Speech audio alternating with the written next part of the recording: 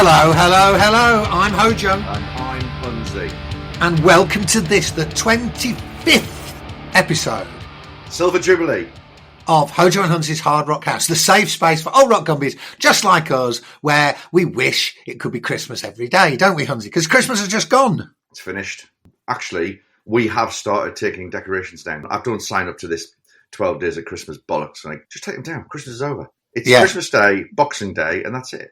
So, I'm not a big one for putting them up, even, to be honest. What, you don't put them up? I don't. My wife does. The lovely Louise does. You mean lovely Louise who won the quiz? Yeah, I wasn't going to mention that. I wasn't going to rub your nose in it. Me and my wife have been chatting about it, and I'm very proud of her. Oh, yeah, very proud for her. What was it, 3.5 out of 10? It wasn't bad. 4.5 out of 10. 4.5, sorry, I've done her a disservice. I think her knowledge that Nico McBrain plays golf was worth more. To be fair, it's closer to accurate as well now, because Nico McBrain plays golf, but he doesn't play in Iron Maiden. Exactly. That's deep knowledge. Talking of Maiden, guess what happened on Christmas Eve? What, to do with Iron Maiden? Yeah. Dave Murray's leaving. No, much more exciting than that. What's happened? Phone call out of the blue from Steve Harris. What, to you? Yeah, phoned me. What for? Just to say Happy Christmas. Really? Yeah, wasn't that nice? I wonder what product. I was probably one of the trailblazers in stopping sending out Christmas cards.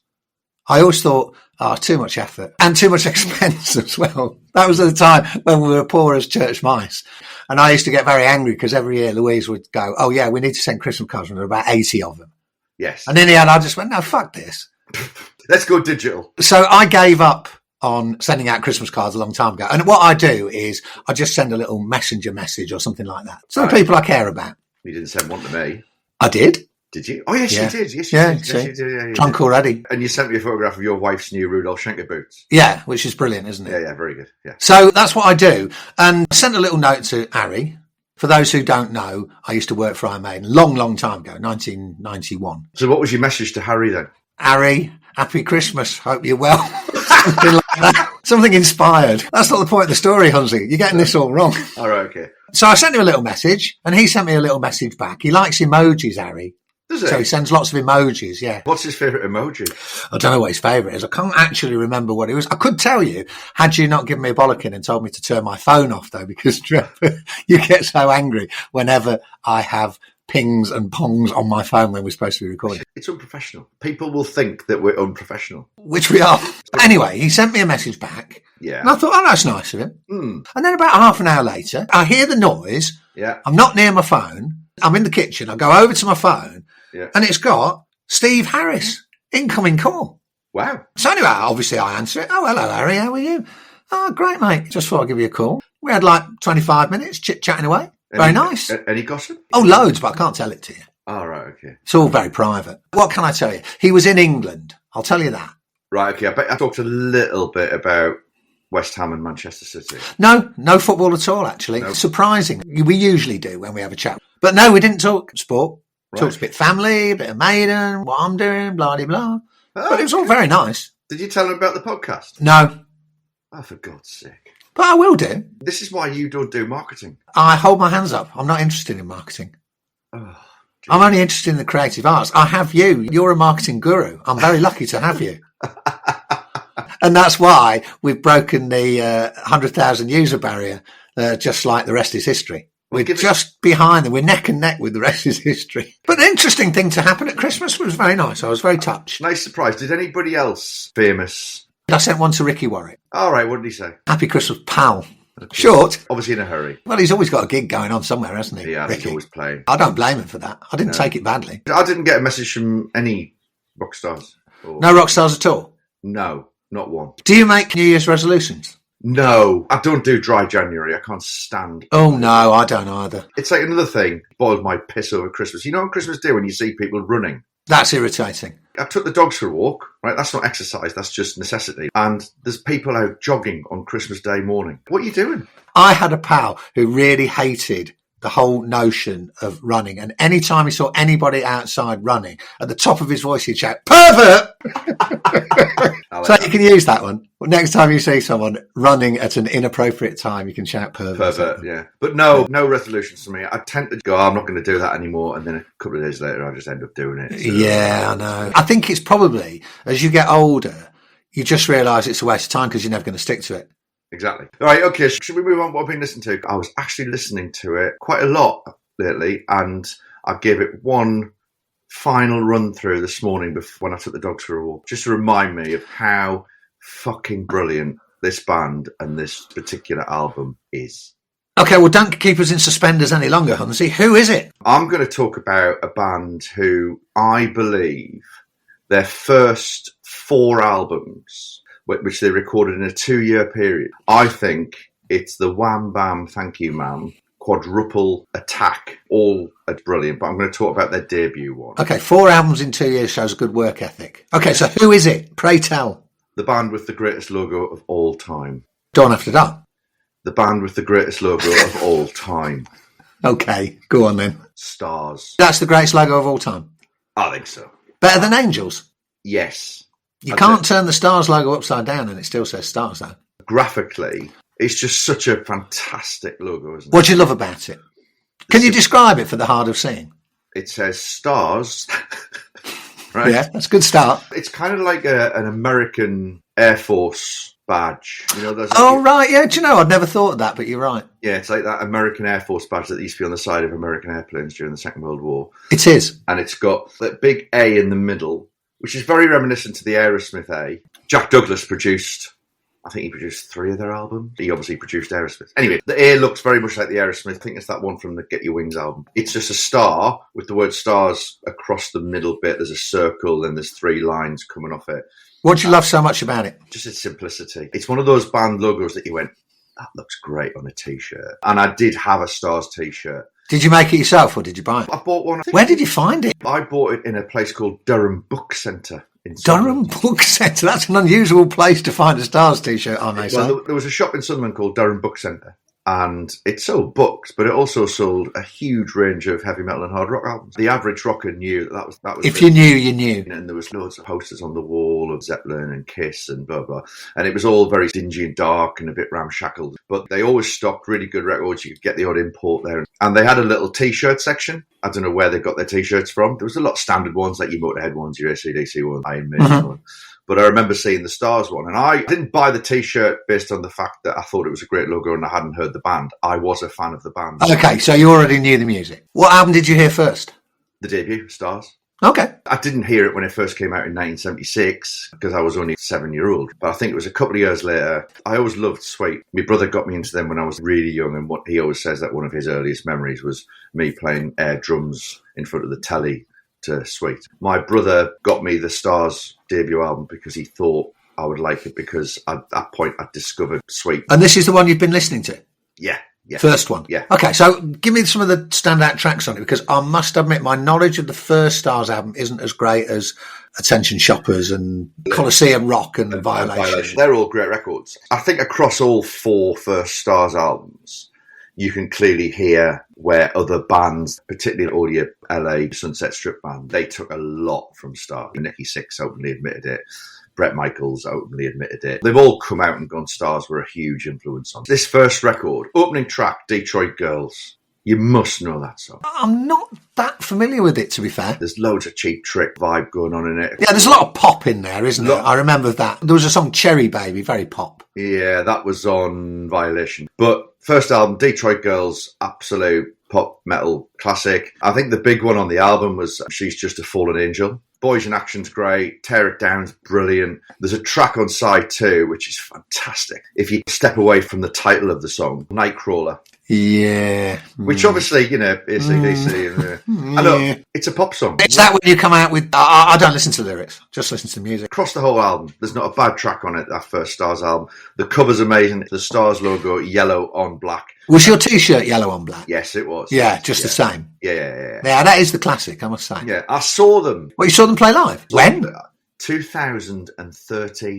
Okay, so a long, long time afterwards. Because I don't think in their pomp they visited the UK, did they? I don't think they did. They crashed and burned pretty quickly, didn't they? Yeah, they were very much a near miss, as they say with aeroplanes, which I've never understood because surely it's a near hit, isn't it?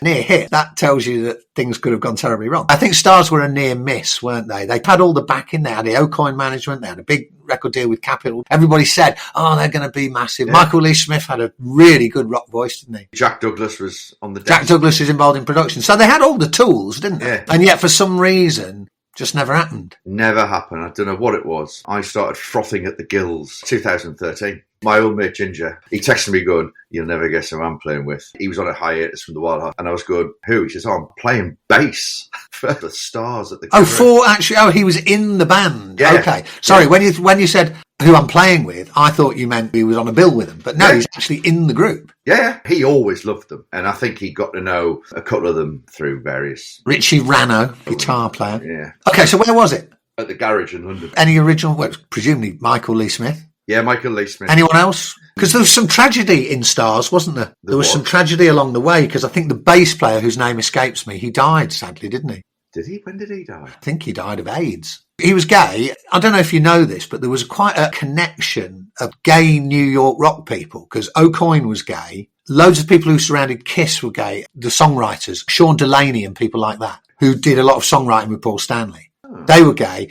And the bass player from Starz, Pete Sweevil. Yeah, Pete Sweevil was on bass. Really sad, obviously. Yeah. The lineup was Michael Lee Smith, Richie Rano, Brendan Harkin on guitar. Yeah, Brendan Harkin, yeah. Pete Sweevil on bass, and Joe X Doob, a.k.a. Jeff Grob, on drums. Oh, you've ruined it now. I know. So there was this gay rock thing going on in New York, and Pete Sweevil was very much part of it, apparently. I was just wondering whether that kind of sensibility to more pop melodies and maybe a disco-y almost, rhythmic vibe. Do you think that played into the Starz sound? I think it probably did. I think it did. It's not skull-crushing rock. It's American pop. Well, in many ways, it's the definition of power pop, but not pejorative in that Cheap Trick sense. Yes. Because I quite like power pop as a term, do you? Yeah, I love it. It's pop played aggressively. Powerfully. Yeah, I like a great melody, and if it's played with a bit of oomph. But first 4 Starz albums, if you're not aware, go back and listen to it. What have you been listening to, my friend? This is a controversial choice, Hunnsy. Oh, God. Very controversial, yeah. Particularly for me. Are you allowed to like music by people you don't like? Okay. So who do you think I'm talking about? A piece of music came onto my mobile phone yesterday while I was pounding the miles out in the gym, and I just went, that is a corker. Say what you like about him, but that's a corker. Do you know him personally? I've interviewed him and had a run-in with him. Okay. Is this going to get us into trouble? No, I think we can just talk about it. It's fine. Give me a clue. Is he a guitarist? Yes. Richie Blackmore? No. He's American. He's American. Michael Sweet from Striper? No. You've had a run-in with him, though. Well, not really. I haven't had a run-in with him. Just thought he said some stupid things. What year are we talking about? The album, 1975. Oh, okay. No, you're going to have to tell me. Yeah. Ted Nugent. I interviewed him and he said some very, very uncharitable things about Phil Lynott. No. Oh, you don't know this story? No, I don't know this. Oh, right, okay. So, well, should we talk about the album first? Give him his due. Yeah, which album? It's the first album, Ted Nugent, from September 1975. The very first Ted Nugent album. Yeah, right. And I was listening to my streaming platform yesterday. Yeah. And this song came on, and I went, I haven't heard this in years and years and years. And I think it's probably because I find him quite a distasteful individual. But the song was undeniable. It's Stranglehold. Oh, what a song. Oh, wow. What a song. I mean, it's just brilliant, isn't it? Yeah, it is just brilliant. What is it, about 8.5 minutes or 9 minutes or something like that? Yeah. 8 minutes 22. I've got my notes here. Nugent always had a big mouth, didn't he? And he always talked himself up as being the hardest, the fastest, the wildest, the this, the that. The music was nowhere near the heaviest music out there, was it? No. But it was great. Groovy and a lot of guitar and some great riffs. Yeah. Obviously, we're talking about a different era. But if you put it up next to an Exodus record, it's like wimp rock, isn't it? Yeah. As I like to say, Hunnsy, it's heavy metal from the days when it was neither heavy nor metal, and I liked it like that. Yeah. I mean, Stranglehold was the first track, wasn't it? Yeah, Stranglehold's the opening track, which is a bold move, isn't it? 8 minutes 22 of quite slow riffing. Just what the Doctor ordered was on that album as well. Yeah, I went back and listened to it after hearing Stranglehold for the first time in many, many, many years. And yeah, I just have to hand it to him. The guy was rocking. He was great. The album's brilliant. He was absolutely fantastic. Double Gonzo Live is one of my favourite live album. Is it not Double Live Gonzo? The same thing. I always call it Double Gonzo Live. It's a little tick you've got. Double Gonzo Live from Nugent Ted. From Nugent Ted, yeah. From Ned Nugent. Very good. What else is on that right? Stormtrooping. Oh, Stormtrooping, yeah. Yeah, there's some really dodgy stuff on it, lyric-wise. Do you remember who the vocalist was? Derek St. Holmes. Yeah, Derek St. Holmes, which is brilliant because it's obviously where Derek St. Hubbins comes from, isn't it? Yeah, exactly. Deep knowledge from the guys in Spinal Tap. Well done. He's got a very high-pitched voice, though, hasn't he? Yeah. He's not like a screamer. He's not like a Bruce Dickinson type. No. But he's just got a high voice. Yeah. The doctor ordered. It doesn't grate on me like what you've just done grates on me. That's harsh. Well, it was a bit grating. Ended up in Michael Schenker group. Did he? On that Built to Destroy album. Because I saw Schenker on that Built to Destroy tour. So it was 83. And Right. I'm pretty sure he did the tour. Well, this has completely passed me by. I had no idea that there was a connection between those two people. Yeah. You know what I also like about this album? No. There's some songs that are very long titles. Quite like a long title. How do you feel on the long, short title debate? I mean, some of my favourite rock song titles are very long. A lot of them come from Welsh rockers. Budgie. Give me an example. You're the best thing since powdered milk. Yeah, that's good. In the grip of a tyre fitter's hand. It's just brilliant. I think anything that's got 7 letters or more is worthy of your attention. Not 7 letters, 7 words. Where have you been all my life? You make me feel right at home. I kind of get excited. I don't know why. It's a weird kink. It is. Just like mine, Double Gonzo Live Gonzo. Who else was in Ted's band? Anybody you've known? Okay, so Derek St. Holmes is lead vocals and rhythm guitar. Ted, obviously, loads of stuff because he's a mad egomaniac. Rob Grange on the bass. Yeah. And Cliff Davis on the drums, which always confuses me because it sounds so close to Clive Davis, you know, the legendary music business mogul. But none of them really went on to do anything else, did they, after? Not really. I think Ted's modus operandi was very much big spotlight on Ted, very much people in the background in the dark when they play live, and just generally. I'm just reading about Cliff Davis, actually. He was found dead in his home in 2008 from a self-inflicted gunshot wound. Oh, dear. How ironic, isn't it? Ted, the biggest proponent of everybody having weapons. How ironic that someone who's in his band shoots himself. Is this a nice segue into a story about Ted? This is a good one. This caused a bit of controv at the time, actually. I interviewed him for Kerrang, and it must have been 1986. So the heyday of Ted, well and truly over by this point. So he's obviously trying to be more and more outrageous. And he's funny, isn't he? I can't take that away from him. He's a funny man and he's a quick-witted man. So I'm interviewing Ted on the phone, and it must be 86 because we get talking about Phil Lynott. I can't remember how we get onto the subject, but we start talking about Phil Lynott. And do you remember one of Ted's things? I'm sure it still is to this day. He doesn't mind people having a load of guns and going around shooting people. What he really hates is people who take drugs. Does he? I never knew. He's massively, massively anti-drugs. Anyway, we get onto the story. Phil Lynott, who, as we know, had a big drug problem, very ill through drugs, and obviously contributed to his demise at the age of 36. We start talking about Phil. Nugent goes off on one, absolutely goes off on one, and basically went, well, what do you expect vibe? Was this a phone interview, by the way? Yeah, filthy junkies, that's what happens to them. Oh, dear. And I'm sitting there going, not very human, not very kind. No. We all know it's not a clever idea to get fucked up on drugs. We're all agreed about that. But a bit of human kindness to Phil, a brilliant artist, and all the rest of it. Anyway, it gets a little bit tense because I think I'm trying to make a defence. But I'm not a loudmouthed American rock star, so I'm probably not holding my end up very well. And then he gets more and more annoyed. And in the end, he goes, anyway, Phil Lynott, I'll piss on his grave. Oh, no. And I went, whoa. Oh, no. The story gets printed. It's in the story. It's not the story, though, is it? No, it's not the story. It's like a passing comment. I can probably dig the piece out. I suspect now, a little bit more experienced, I might have just gone, I better let that one slide and maybe that'll just not make the article. But at the time, you know what I was like, Hunnsy. Yeah.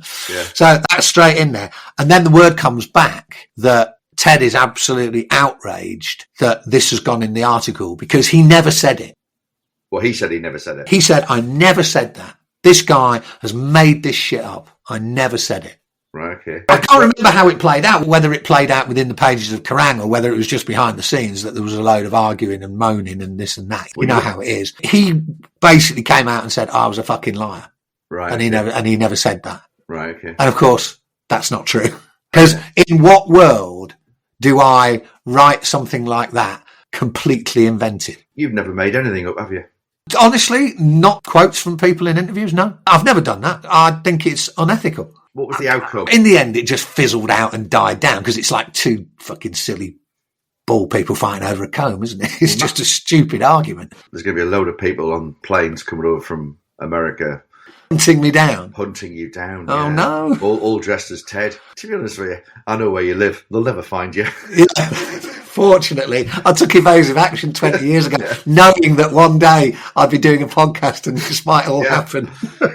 I've been to your house several times. It's a bugger to find. Let's keep it that way. They'll never find it. They'll never find it. So that was a funny story, but it shows what a generous-spirited human being I am, because I've still picked the first Ted Nugent album as my go-to for the week because it's a brilliant record, and that cannot be denied. But it does raise the question that we didn't answer at the start, but now we'll draw our podcast to a close and draw a conclusion. Are you allowed to like art by people who you don't like? Yes, I think you are. Or is it just on a scale? It's probably on a scale. There are some things, surely, that... Okay, let's mention his name, Hunnsy. Yeah. Gary Glitter. Where do you stand on that? Can you like his music? If you were a big fan of The Leader and you went around singing, I'm the leader of the gang, I am. You loved all that. Yeah. And then you found out the kind of terrible shit that man was up to. Yeah. Is his music cancelled or is it just him? I think it's just him. Do you? That's interesting. A bit serious for our podcast. But you see, I think it's all about degree. I can listen to Ted Nugent. His views don't in any way correspond with mine. But he's not done anything in the realms of what Gary Glitter's done. No, but is you're listening to that record slightly tainted? I feel a little bit dirty when I think that there's so much about Ted that I don't like. Yeah. But then I heard the Ritter Stranglehold. That's brilliant, isn't it? I remember a load of people I knew back in the day when Vince Neil was responsible for the death of Hannah Rock's drummer Razzle. Yeah. Did people stop listening to Motley Crue? Yeah, there was a load of people I knew who literally just threw their Motley Crue records away. That wouldn't have been hard for me, Hunnsy. Yeah. That would have been a blessed relief.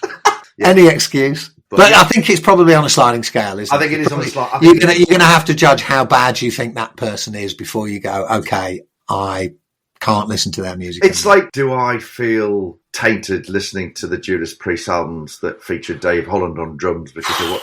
Yeah, he did some terrible things. We could say whatever we like about Dave Holland because he's dead, isn't he? Legally, you're allowed to say whatever you like now.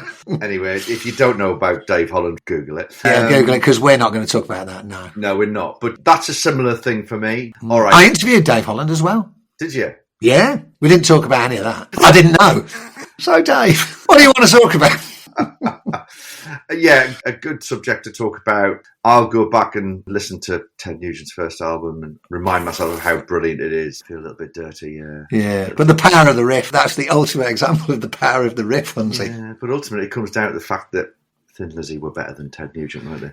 Yeah, got to agree with that. Your team, Phil. Absolutely, always. Team Phil all the way. Always Team Phil. Well, there you go. That's quite an interesting and varied line of engagement that we've had today, hasn't it? We've been all over the place. Brilliant. Serious, fun. Yeah, 2 great records. That's what the pod's about. So 2025 is up and running. It's up and running. When are we going to be millionaires, Hunnsy? Oh, I don't know. As our wives remind us, how long can you talk about this bloody music for? And it's exactly. Like, we can talk about it until we die. So before we go, come on, usual. Do we just fucking give up on this? Just email us. Get in touch with us. That's what we're trying to say. Get in touch with us. Fucking tell some other people about it as well. That's a shorter and more to the point message. We got to go. It's been great fun. Keep on rocking. Who does it? Keep on rocking. Oh, it's Anvil, isn't it? Oh, Anvil. I should have sent a Christmas message to Lip, shouldn't I? I forgot. Never mind. You should have done. He's a mate of yours. Yeah, I know. I'll do it next year. He'll be on tour somewhere in Bulgaria. Or something. He's always doing that. Anyway, we're going to leave him to tour Bulgaria. You and I are going to be here. Same time, same place next week. Take care, buddy. See you later. See ya. Bye.